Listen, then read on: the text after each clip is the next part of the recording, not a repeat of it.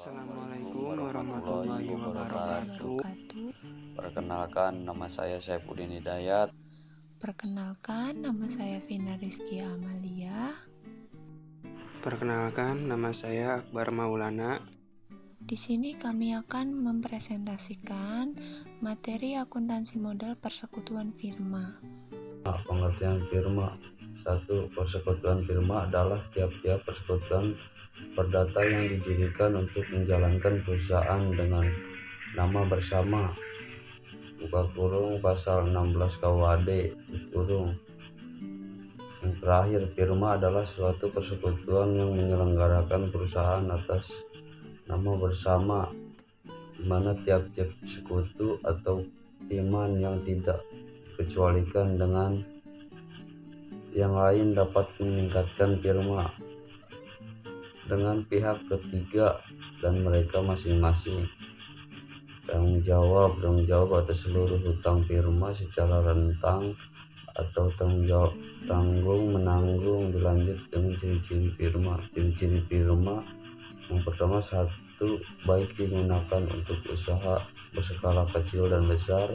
Yang kedua, bertanggung jawab yang tidak terbatas atas segala risiko yang terjadi. Yang ketiga, para sekutu aktif mengelola ke dalam perusahaan.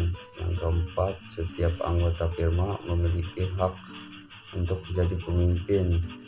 Yang kelima, akan berakhir jika salah satu anggota mengundurkan diri.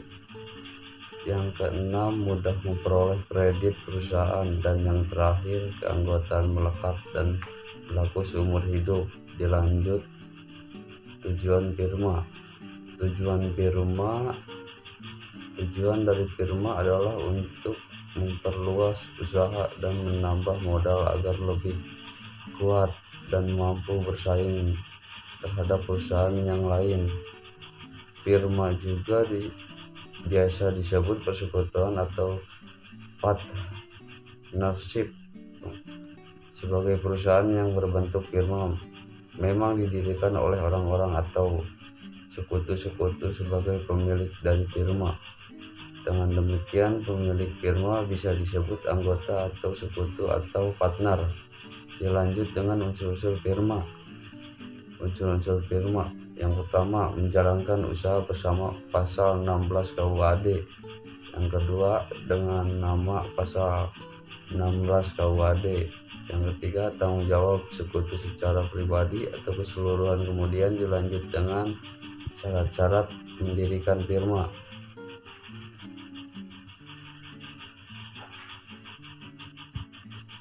Yang pertama, jumlah pendiri perusahaan minimal 2 orang atau lebih. Yang kedua, memiliki nama yang dipakai oleh firma. Yang ketiga, memiliki pengurus yang diangkat dan diterapkan oleh pendiri. Yang keempat, memiliki maksud dan tujuan yang spesifik. Yang kelima, memiliki tempat usaha sebagai kantor pusat. Yang keenam, pembentukan dilakukan secara otentik. Selanjutnya, proses pendirian firma. Yang pertama, permohonan akta pendirian firma. Yang kedua, menggunakan surat domisili keterangan perusahaan. Yang ketiga, menggunakan permohonan NPWP. Yang keempat, permohonan surat pengukuhan perusahaan kena pajak. Yang kelima, pendaftaran ke pengadilan negeri. Yang keenam, permohonan izin mendirikan bangunan. Yang ketujuh, permohonan surat izin tempat usaha. Yang kedelapan, permohonan surat izin gangguan. Yang kesembilan, mengajukan surat izin usaha perdagangan. Dan yang terakhir, tanda daftar perusahaan. Selanjutnya, tanggung jawab. Tanggung jawab sekutu secara pribadi atau keseluruhan. Di samping harta kekayaan firma, harta kekayaan pribadi masing-masing pendiri juga dapat dipergunakan untuk memenuhi kewajiban-kewajiban firma terhadap pihak ketiga. Lanjut, keuntungan dan kerugian. Keuntungan. Yang pertama, dapat menghimpun modal yang sangat besar. Yang kedua, lebih mudah memperluas usahanya. Yang ketiga, adanya pembagian kerja di antara anggota. Yang keempat, keputusan diambil secara bersama-sama. Yang kelima, tidak ada pajak bagi persekutuan.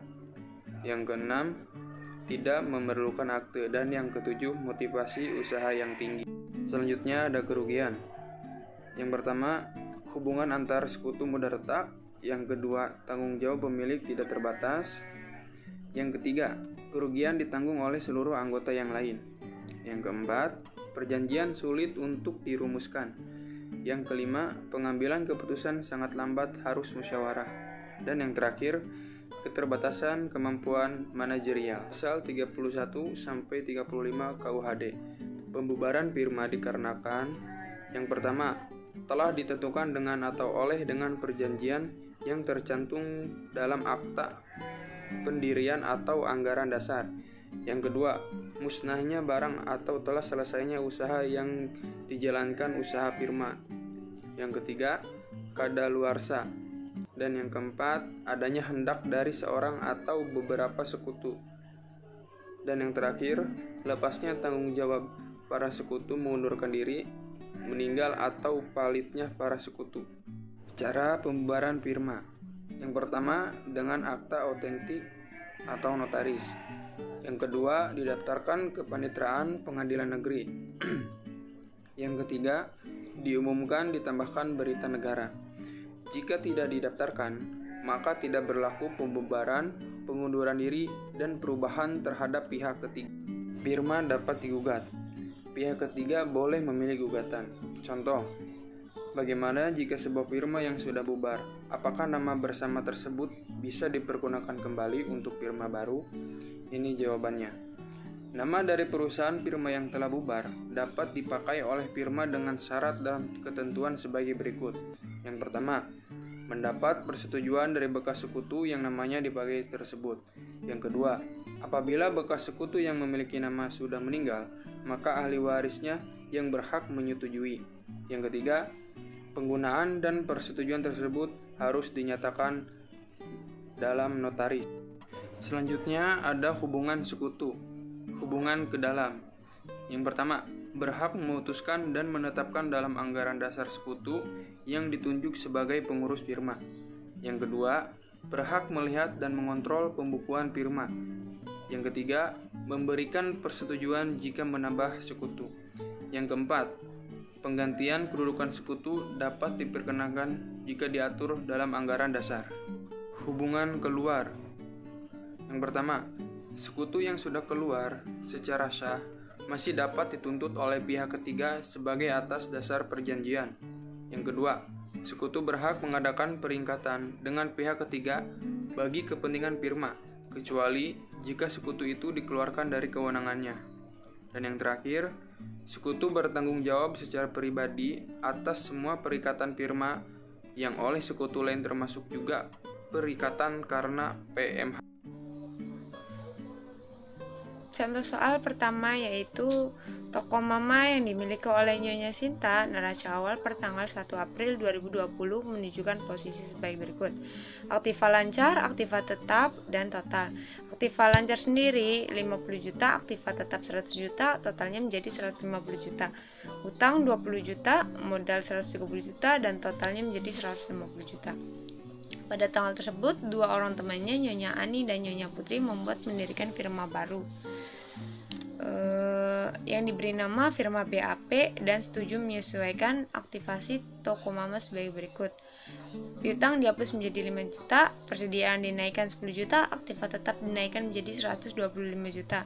Dibentuk niat baik untuk Nyonya Sinta 40 juta. Di atas sungguhan tersebut, Nyonya Ani menyetor uang tunai sebesar 100 juta dan Nyonya Putri menyetor aktiva lancar berupa persediaan dan aktiva tetap masing-masing sebesar 50 juta dan 100 juta.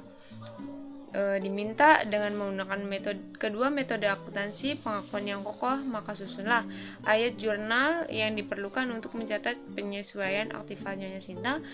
Yang kedua yaitu ayat jurnal yang diperlukan untuk mencatat pembentukan firma. Dan yang ketiga, buatlah neraca per tanggal pendirian firma SAP tersebut.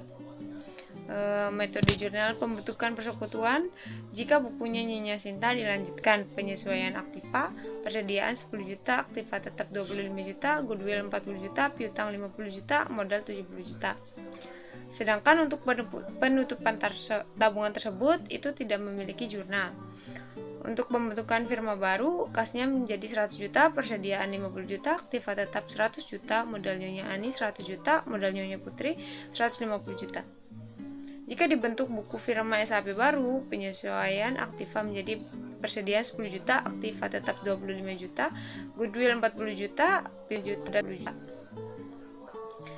Untuk menutup buku Nyonya Sinta, modal Sinta 200 juta, utangnya 20 juta, aktiva lancar 55 juta, aktiva tetap 125 juta, goodwill 40 juta. Untuk membentuk firma barunya, kasnya memiliki 100 juta, aktiva lancarnya 55 juta, persediaan 50 juta, aktiva tetapnya 25 juta, goodwillnya 40 juta, modal Bobby 200 juta, modal Ani 100 juta, modal Putri 150 juta, hutangnya menjadi 20 juta. Untuk neraca per 1 Aprilnya, aktivanya menjadi kas 100 juta, aktiva lancarnya 150 juta, aktiva tetapnya menjadi 225 juta, goodwillnya 40 juta, total aktivanya menjadi 470 juta. Utangnya 20 juta. Modal Nyonya Sinta 200 juta, modal Ani 100 juta, modal Putri 150 juta. Total hutang dan modalnya menjadi 470 juta. Contoh yang kedua yaitu tentang pembubaran firma sebagai berikut. Firma Balita dengan masing-masing modal sebesar 35 juta, Ali sebesar 25 juta, Tasman sebesar 40 juta. Pembagian laba rugi berdasarkan rasio 2:3:4. Sekutu Tasman mengundurkan diri karena sesuatu hal. Para sekutu setuju membayar Tasman sebesar 49 juta. Yang pertama, selisihnya dicatat sebagai bonus. Selisih pembayaran dengan rasio dengan saldo modal sekutu lama dicatat sebagai bonus, maka modal sekutu yang tinggal akan berkurang dengan perbandingan laba rugi. Modal Tasman 40 juta, dibayar 49 juta, bonus 9 juta. Modal sekutu yang tinggal berkurang sebesar Badu 2/5 dikali 9 juta menjadi 3.600. List 3/5 dikali 9 juta menjadi 5.400. Jurnal firma atas keluarnya sekutu Tasman. Modal Badu 3.600, modal list 5.400, modal Tasman 40 juta, kas 94 juta. Yang kedua, selisih dicatat sebagai goodwill. Selisih pembayaran dengan saldo modal sekutu lama dicatat sebagai goodwill. Jurnal firma atas keluarnya sekutu Tasman. Goodwill menjadi 9 juta, modal Tasman 40 juta, kas menjadi 49 juta. Yang ketiga, persekutuan dinilai kembali dengan dasar jumlah selisihnya. Selisih pembayaran dengan saldo modal sekutu lama dicatat sebagai goodwill atau aktiva lainnya. Goodwill yaitu selisih pembayaran dibagi rasio modal sekutu yang keluar dan dialokasikan kepada para sekutu yang tinggal dan keluar. Pada metode ini, modal persekutuan dilakukan penilaian kembali sebagai nilai goodwill di atas. Goodwill 9 juta dibagi 4/9 menjadi 20.250. Goodwill dialokasikan kepada para sekutu masing-masing sebesar Badu 2/9 dikali 20.250 menjadi 4.500. List dari 3/9 dikali 20.250 menjadi 6.750, sedangkan Tasman dari 4/9 dikali 20.250 menjadi 9 juta. Pas. Jurnal firma atas goodwill sendiri 20.250, modal Badu sebesar 4.500, modal list sebesar 6.750, modal Tasman sebesar 9 juta. Jurnal firma atas pembayaran kepada sekutu Tasman, modal Tasman 49 juta, kas menjadi 49 juta. Kesimpulan pembahasan kami di atas. Berdasarkan pembahasan yang kami sampaikan, dapat disimpulkan bahwa firma merupakan sebuah bentuk badan usaha untuk menjalankan usaha antara dua orang atau lebih dengan memakai nama bersama atau satu nama yang digunakan bersama untuk memperluas usahanya. Berdasarkan pengertian firma itu sendiri, dapat disimpulkan bahwa ciri-ciri persekutuan firma itu, anggotanya biasanya sudah saling mengenal dan saling percaya memakai nama bersama untuk membentuk usahanya. Tanggung jawab dan resikonya ditanggung bersama. Setiap anggotanya punya hak untuk memimpin bahkan membubarkannya.